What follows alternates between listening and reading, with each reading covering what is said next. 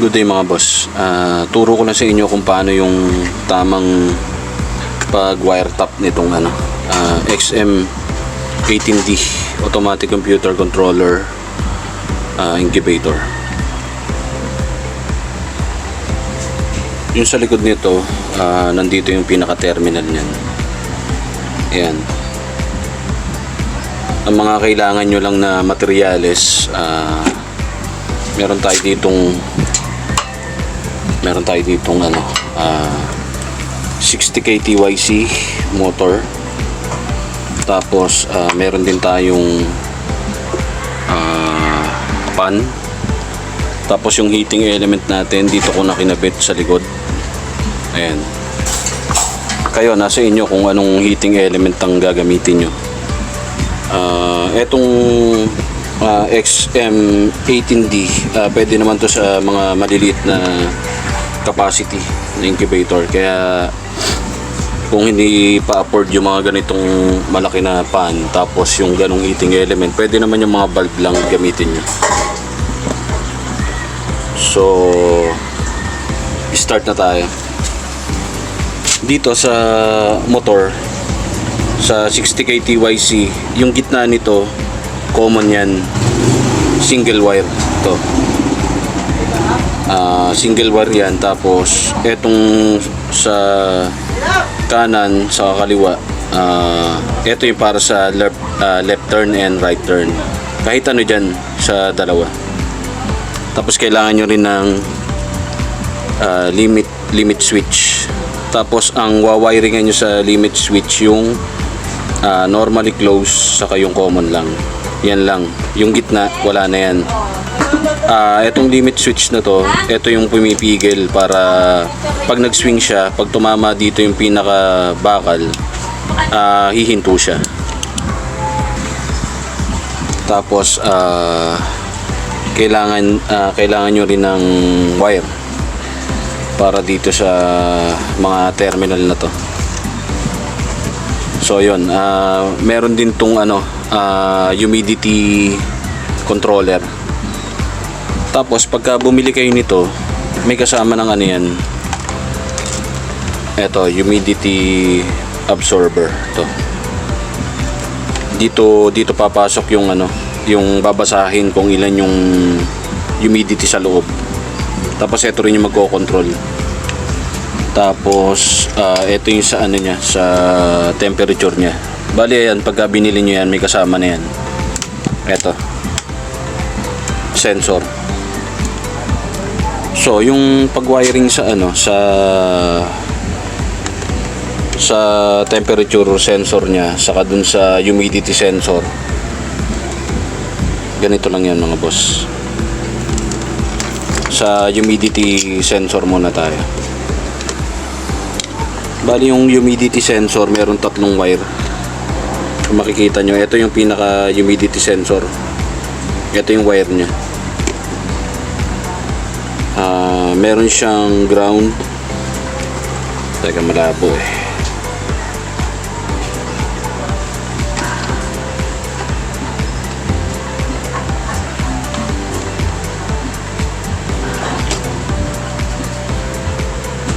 Yan, meron siyang ground. Bali tatlo yung wire nya. Yung kulay itim para sa ground, dito natin yan. Tapos yung sa temperature na sensor, eto, itong dalawa, may ground din yan. Yung dalawang ground, pagsasamahin nyo yan dito sa ground nya. Tapos yung positive ng sensor ng temperature dito sa T. Tapos yung dilaw ng para sa humidity sa gitna dito sa H. Tapos yung positive dito sa 5 volts na nakalagay. Bali ganyan ang pinaka wiring yan. Bali ito naman pagka nabili nyo, may kasama na siyang ganyan, may kasama na siyang sensor, temperature sensor. Tapos meron na rin siyang kasama para sa humidity sensor. Etong tatlong wire na to para sa humidity sensor yan. Tapos itong dalawa na to para sa temperature sensor. So ayan, screenshot nyo na lang pagka napanood nyo tong vlog na to. So ayan, yan ang pinaka wiring nyan. Tapos punta na tayo sa una. Eto, live saka neutral. So para yan dyan sa pinakasaksakan. Meron tayong dalawang wire. Yan, ito yung para sa plug. So dito niya lang ilalagay yan, no? So yun mga boss, natap na natin yung para sa saksakan, live saka neutral. So punta naman tayo sa sa etong light na to, para sa viewing light to. Yan, dyan nyo lang din siya itatap. Tapos yung sa pan, dito lang din sa dalawa. So ito yung para sa pan natin. Ayun yung pan natin. Tapos ito yung pinaka natin, heating element. Yan, dito lang din yan yung pan. Tap nyo lang dito. Yan, screw nyo lang, screw. Kailangan mahigpit. Yan, tapos yung isa dito din. Yan, bali nakabit na natin yung sa sa pan. Tapos yung natin, yung para sa viewing light sa loob, ito muna ginamit natin. Pero pwede kayong gumamit ng 3 watts lang na LED.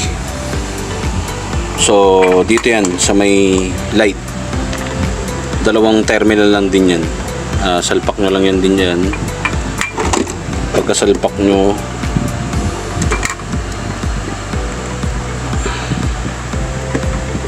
yan, higpitan nyo lang. Yan.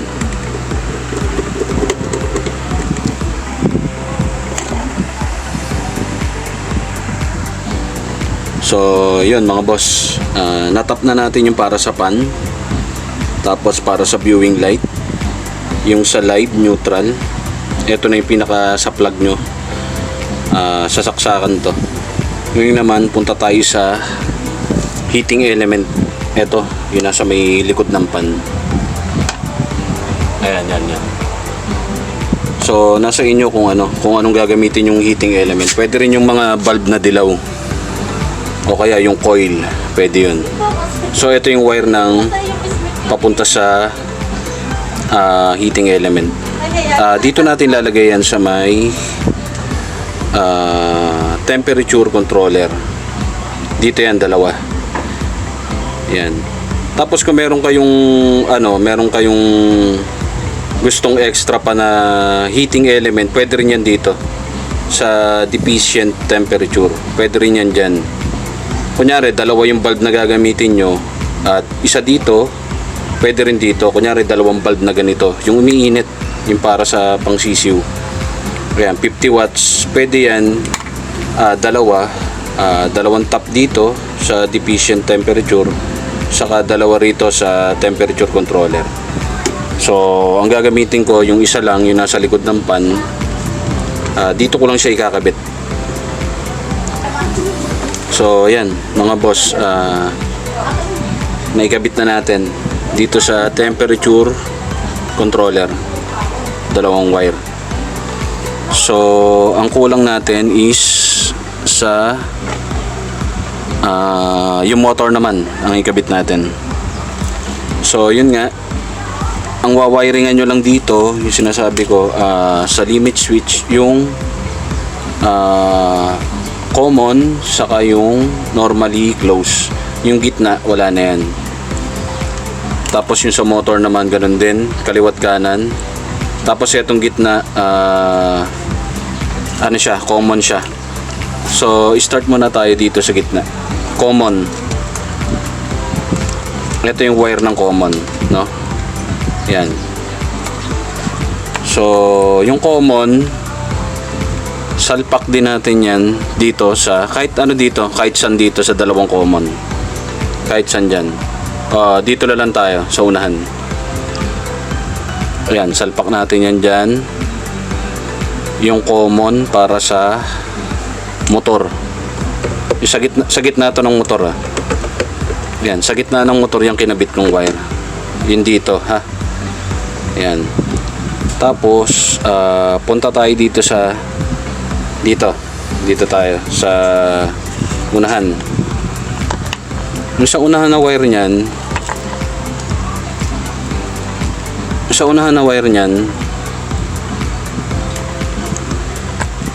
yung galing dito ko yan kinonect sa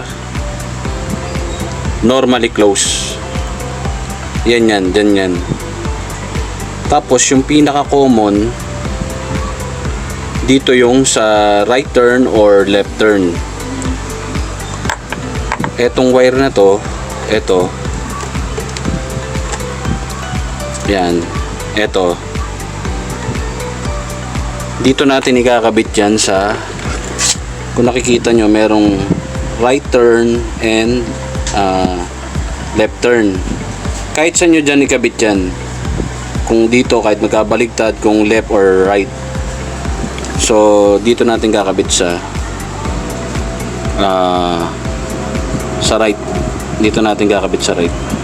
Pwede rin dun sa kabila kasi makikita naman natin yan kung saan yung right or left pagka naisalpak na natin sa incubator. Tapos same procedure din.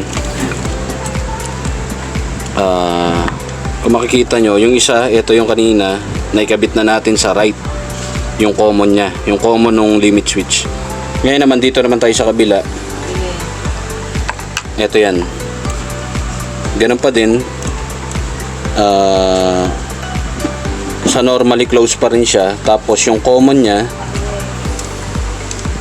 dito naman natin lalagay sa left. Diyan naman, yan. Dito naman natin siya isasalpak.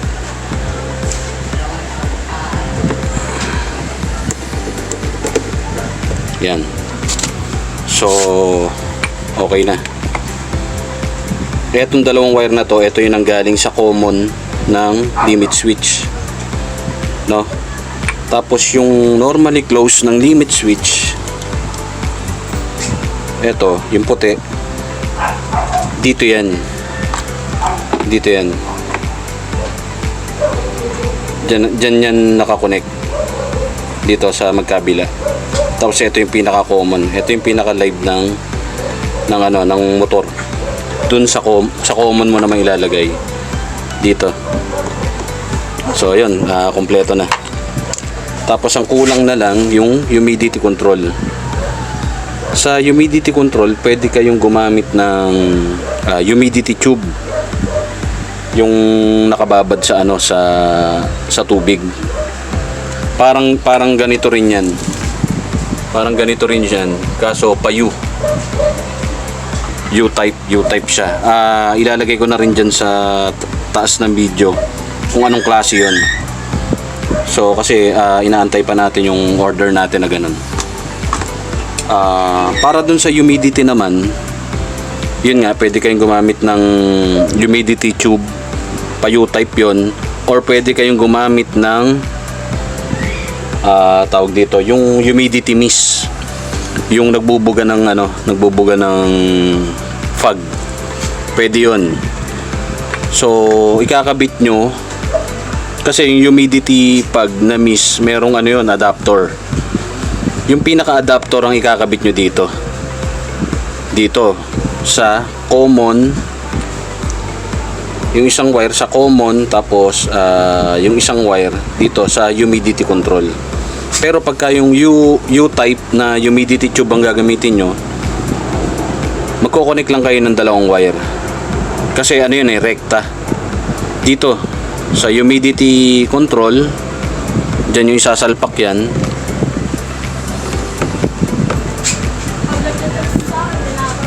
Dito nyo isasalpak.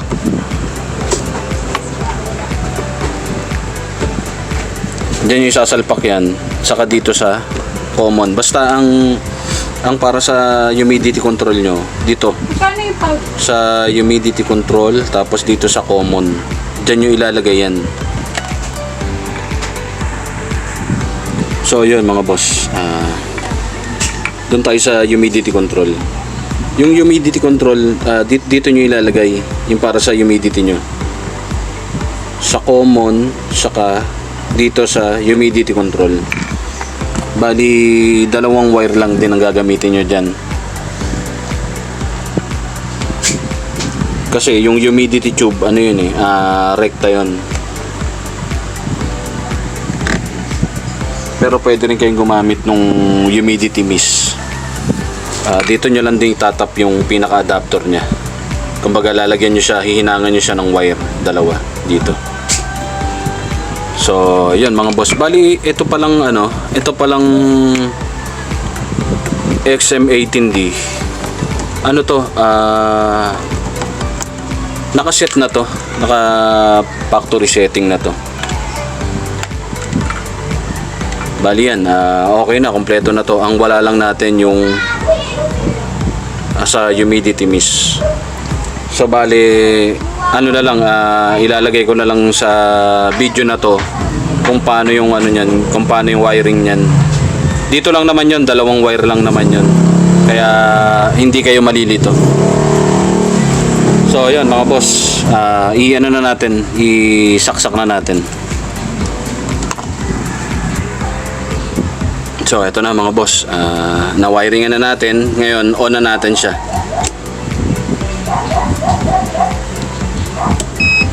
So ayan, pagka ganyan may naririnig kayong warning na tunog, press nyo lang itong pinakataas.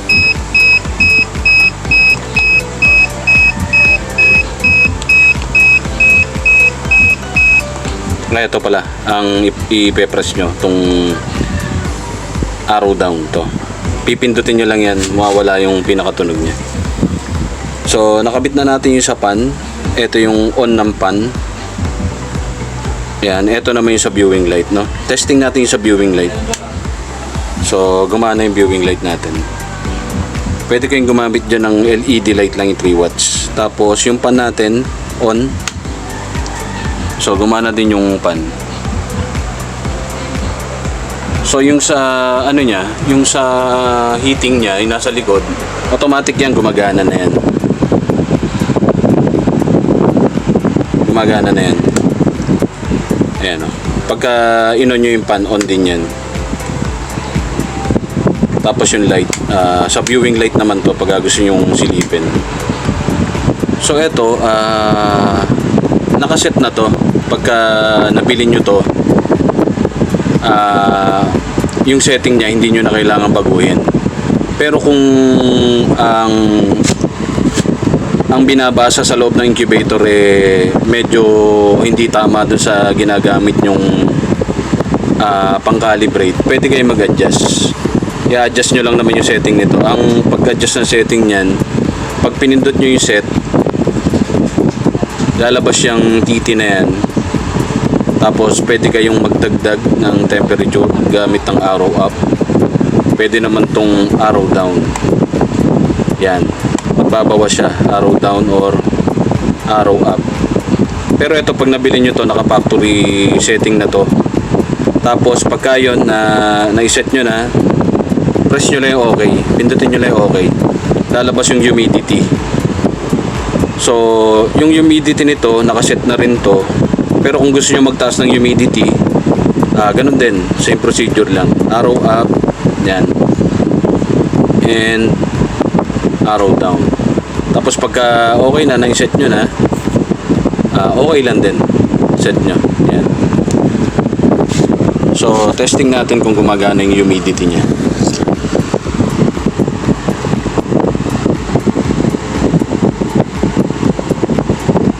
Ayan o, nahanginan siya kaya nagbabago. Ayan o. Kasi gumagana yung yung heating element niya sa likod. Gumagana to, itong humidity na to, humidity controller. Tapos yung sa naman, sa sensor ng heating, ito, paganahin din natin. So So, lagay natin dun sa ano. Lagay natin dito sa likod. Dikit lang natin. Pakita ko sa inyo na gumagana.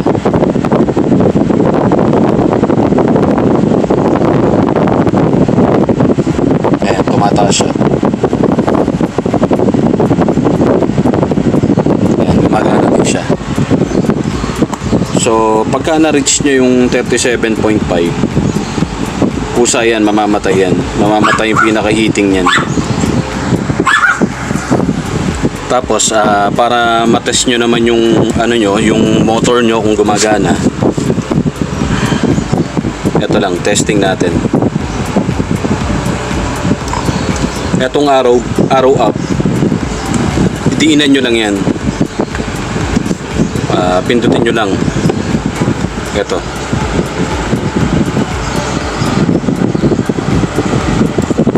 Makikita nyo pagka na-press nyo yung arrow up, gumagana yung motor kasi meron siyang manual mode. Kung gusto nyo i-manual, etong arrow up lang ang didiinan nyo. Press nyo lang yan. Ayan, gumagana siya. Ngayon check natin yung limit switch kung gumagana. Ingat lang kayo dito sa ano kasi ano to may kuryente. Tingnan natin kung saan siya namamatay.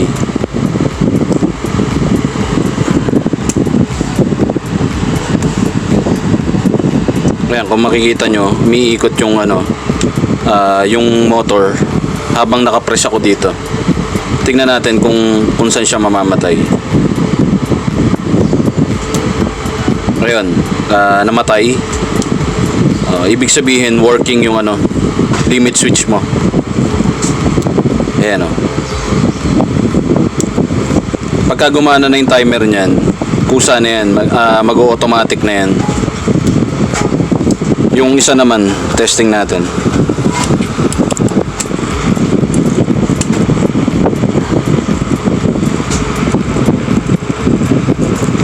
Kumbaga dito siya sa isa naka-automatic.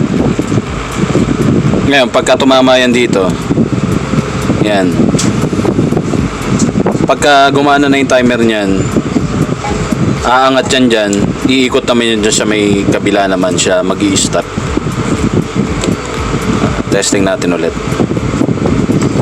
Ayan. Yung isa naman,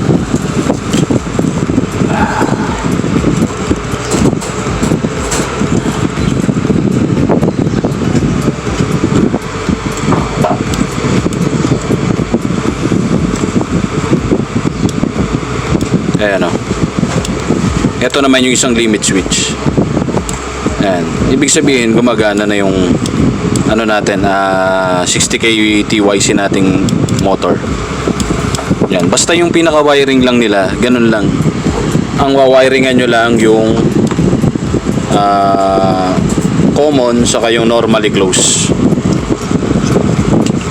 Kasi ito ano na yan pag naisalpak nyo na yung left and right doon sa likod at yung common, automatic na yan, meron ng timer to, may built-in timer na yan, magkukusa na siya na mag-turn. So eto may factory setting na to, no? Kaya hindi nyo na kailangang iset, or pwede naman iset nyo rin, pero mas maganda meron kayong pinagbabasihan na thermometer na nasa loob. So yun nga mga boss, etong XM18T okay na to, calibrated naman siya.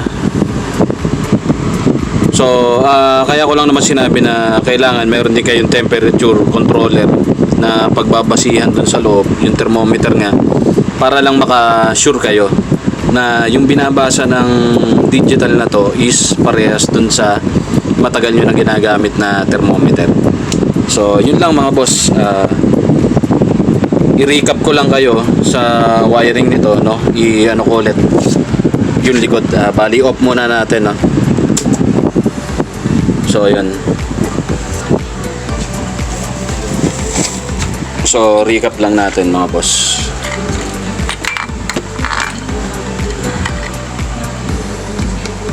So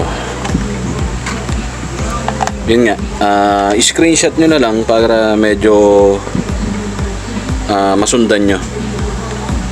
So ito yung sa humidity sensor nya, tapos yung temperature sensor, ayan yan, tapos yung sa pan saka yung sa viewing light, tapos yung live saka neutral, tapos yung para sa heating, ayan o, temperature controller, dun lang din itatap. Tapos sa common ng motor 60K TYC, tapos yung sa humidity controller mo na magbibigay ng humidity dun sa loob, dito lang yung pinaka ano nyan, pinaka top dito sa humidity controller. Tapos yung isa sa common, ipapakita ko na lang dyan sa video kung paano i-overlay na lang natin yan dyan sa video. Tapos eto yung sa left and right ng motor. So yun lang, ganun lang kadali yung pag-wiring nitong XM18D.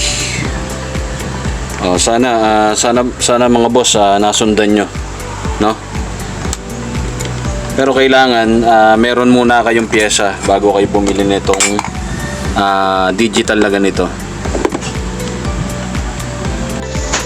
So yun nga mga boss, ito luma na to kaso sira na siya.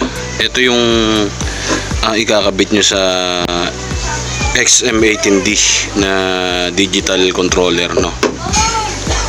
So di ba dun sa pinaka digital is may COM, tapos ito humidity control. So bali ano lang yan, dito nyo lang itatap yan, yan yung isang wire. Tapos ito kasi naputol na yung pinaka ano nito ayan, naputol na siya. Ayan lang, ganyan lang, nakatap yan dyan. Tapos dito nyo i-connect sa common saka sa humidity control. Yan dyan. Bali ito 100 watts to. Ito yung nakababad sa tubig para sa humidifier nyo, humidity tube. Ito yung tawag dito, humidity tube. So dalawang wire lang yan. Tapos i-connect nyo lang dun, ituturnilyo nyo nga lang dun sa nakita nyo sa video, no? Ayan. So bali to pagka uminit to, magbibigay siya ng moist. So kailangan nyo ng mga tupperware na hindi ganito ito sample lang to. So mangyayari dyan, bubutasan nyo dito. Kailangan nyo medyo makapal na tupperware, bubutasan nyo yun dyan. Ganyan kasi ang magiging niyan Tapos ito nakalabas to. Yan, nakalabas yan dito. Bubutasan nyo siya para etong wire, kailangan medyo makapal na wire ang gagamitin nyo. Ito sample lang to dito. Yan, tapos medyo malapad dapat yung tupperware na gagamitin nyo. Kasi ito nakababad to sa tubig. Nakababad yan, nakababa yan dito. Pero hindi naman yung sagad na babambaba. Kaya kailangan nyo yung tupperware na medyo malaki. So ito lang kasi nakita kong pwedeng maging sample. So yun yung pinaka connection nun. Ito ilagay ko na lang din dun sa video para So ganito yung magiging humidifier nyo na i-connect nyo ron sa common saka dun sa humidity control. So ayan yun. Ito merong 100 watts dito. Ito 100 watts to sana 100 watts lang yung makuha nyo, kasi pagka 200 watts medyo na yun, mataas, malakas sa kuryente. So yun lang mga boss. Yun lang mga boss. Sana meron kayong natutunan dito sa pag-wiring natin ng XM18D, no? Maraming salamat. Have a good day.